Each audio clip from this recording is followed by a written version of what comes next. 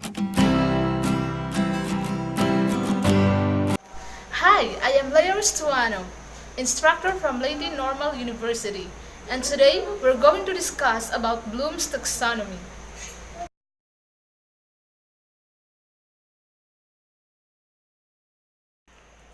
As a teacher, you've likely used this taxonomy to guide the development of curriculum assessment and instructional strategies. But how is this model affected in an age of digital technology? How might this influence your instructional design? Let's take a step back. Bloom's taxonomy was created in the 1950s by educational psychologist Benjamin Bloom and his colleague. The three lower levels, knowledge, comprehension, and application, are more basic levels of cognition, also called lower level skills. This would include concrete thinking, memorization, and understanding. The three upper levels, analysis, synthesis, and evaluation, are referred to as higher order thinking skills that would include abstract, critical metacognitive, and creative thinking. Some have linked the model to a mountain or stairway where the teachers set learning objectives and design learning experiences to guide the students to a higher levels of thinking. Bloom's taxonomy has become an important model for structuring students' learning processes.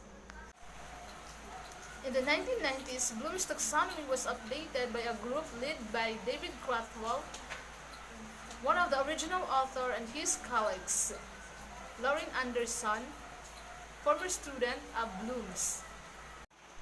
To make the model relevant to the 21st century learning, one of the major changes was updating the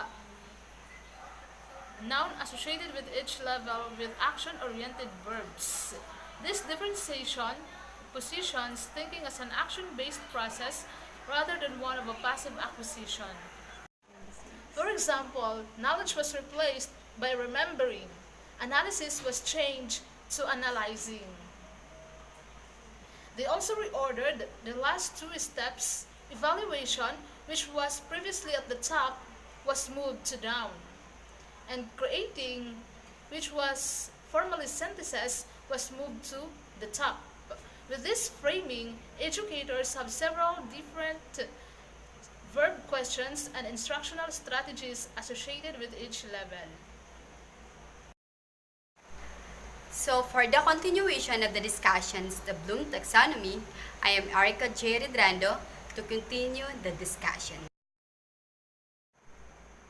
In the recent years, have been many iterations and metaphors from Bloom taxonomy, including an orange where 6 levels are distributed more equally, moving cocks representing an interworking system in which creations are dependent upon all of the other aspects.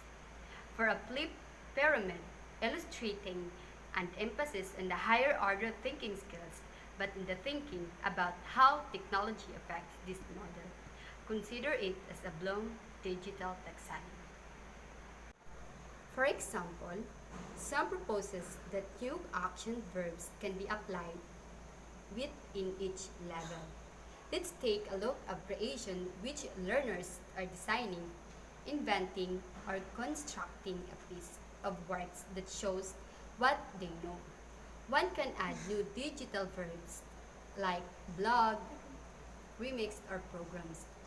These verbs refers to possible learning activity that incorporate digital technologies in which student creating, adding digital verbs to taxonomy also promotes 21st century skills like communication, collaborations, creativity, digital thinking skills.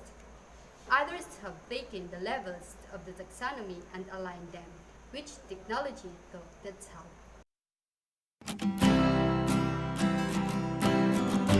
That's all for the discussions the Bloom taxonomy. We hope you enjoyed and learned something from the discussion. Bye! I've been working hard.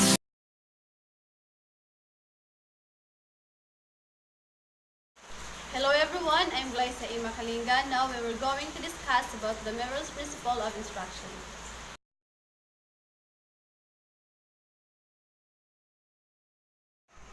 Merrill's principle of instruction, the framework for this model was proposed by David Merrill in 2002. These are the 5 principles. First, task-centered principle. Second, principle is activation. Third, demonstration principle. Fourth, application principle. And the last is integration principle. Let's look at each principle one at a time. The first is task-centered principle. Merrill proposes the learning start with real-world problems. Students should be able to relate the problems and tasks they can handle. The second is principle is activation. The course must activate the existing knowledge base of the learner assisting men and connecting in previous knowledge with the new knowledge. For the continuation of the discussion of mirror principles of instruction, I am Kim Angie Lorana to continue. Here is the third principles. Demonstrations. Demonstration principles. A course must demonstrate the knowledge so that elaborated different region of the brain so the learner can retain the knowledge. Fourth is application. Application allows students to apply new information on her own and lets them practice and learn from her mistakes. Application also lets them see how new material works on create situations. For the last principle, I am Maria Cristina Waring to discuss. The final principles of Miller's model is integration. The courses we design must offers possibility for integrating the knowledge into the learner's world. So in summary of Merrill's principle of instruction, we just want to review the 5 principles. First, task-centered. Second,